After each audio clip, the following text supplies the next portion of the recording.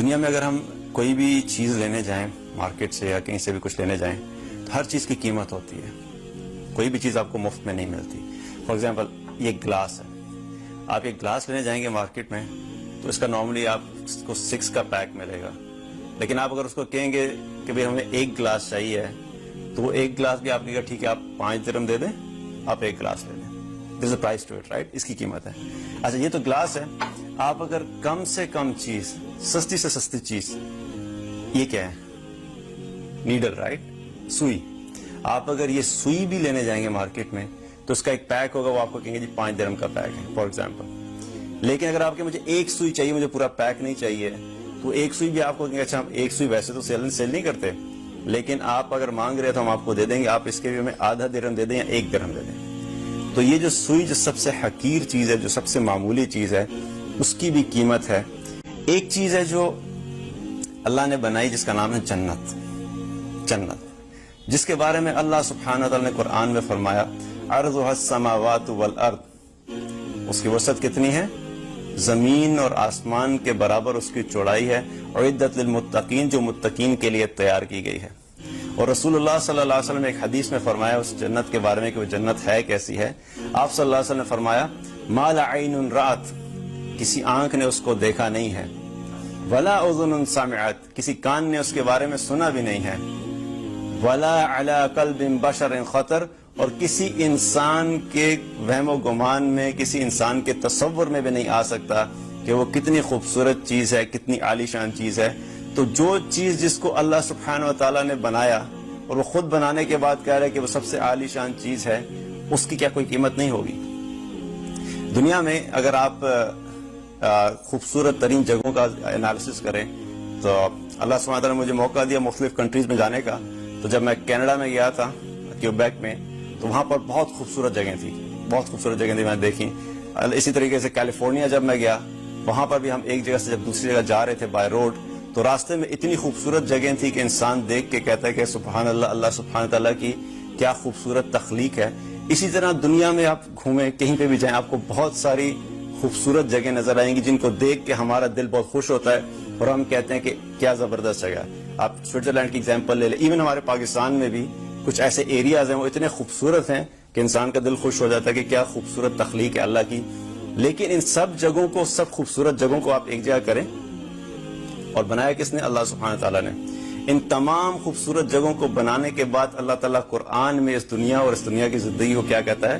وَمَا الْحَيَاةُ الدُّنْيَا فِي الْآخِرَةِ إِلَّا مَتَاعٌ, کہ یہ ساری کی ساری چیزیں جو دنیا کی زندگی ہے آخرت کے مقابلے میں صرف ایک متاع ہے. متاع کا مطلب کیا ہے؟ بہت ہی حقیر چیز ہے, بہت ہی کم قیمت والی چیز ہے, جس کی کوئی قیمت نہیں ہے, جس کی کوئی ویلیو نہیں ہے. اتنی ساری خوبصورت جگہیں بنانے والی ذات اللہ کی, اور اللہ بنانے کے بعد کہہ رہے کہ جن کو تم خوبصورت سمجھ رہے ہو ان کی حیثیت, ان کی وقت, ان کی قیمت اللہ کے نزدیک کوئی نہیں ہے. اور اللہ سبحانہ وتعالیٰ کے جس کو میں بتا رہا ہوں کہ جنت ہے عالی شان چیز جس کے بارے میں تم سوچ بھی نہیں سکتے, وہ ایک عالی شان چیز ہے جو ہے جنت. اب دنیا میں اگر ہم ان جگہوں میں سے کہیں پہ گھر بنانا چاہیں, آپ سوئٹزرلینڈ میں گھر بنانا چاہیں تو آپ کو کیا گھر بنانے کے لیے پیسے دینے بھی پڑیں گے؟ آف کورس دینے پڑیں گے. آپ کینیڈا میں گھر بنانا چاہیں, آپ پاکستان میں گھر بنانا چاہیں, آپ مڈل ایسٹ میں گھر بنانا چاہیں, دنیا میں کسی بھی جگہ پہ آپ گھر بنانا چاہیں گے اس کی قیمت ہوگی. اچھی جگہ تو چھوڑ دیں, اگر گندی سے گندی جگہ پہ بھی گھر بنانا چاہیں گے اس کی بھی قیمت ہوگی. کوئی بھی چیز آپ کو بغیر قیمت کے نہیں ملے گی. سو آپ کا کیا خیال ہے کہ جو جنت جس کو اللہ تعالیٰ کہہ رہا ہے کہ سب سے عالی شان چیز ہے, اس کی اللہ نے کوئی قیمت نہیں رکھی ہوگی؟ کیا اس کی کوئی قیمت نہیں ہوگی؟ اللہ سبحانہ تعالیٰ نے قرآن میں اس کی قیمت بتائی ہے. اللہ نے بتائی ہے کہ اس کی قیمت ہے.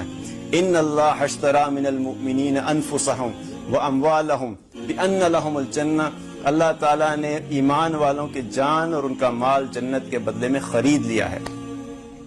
اللہ تعالیٰ نے جو جنت کی قیمت بتائی ہے, اگر تمہیں جنت چاہیے ہے تو اس کی قیمت کیا ہے کہ اپنی جان اور اپنا مال اللہ کے لیے لگا دو, اللہ کے دین کے لیے لگا دو. یہ ہے جنت کی قیمت.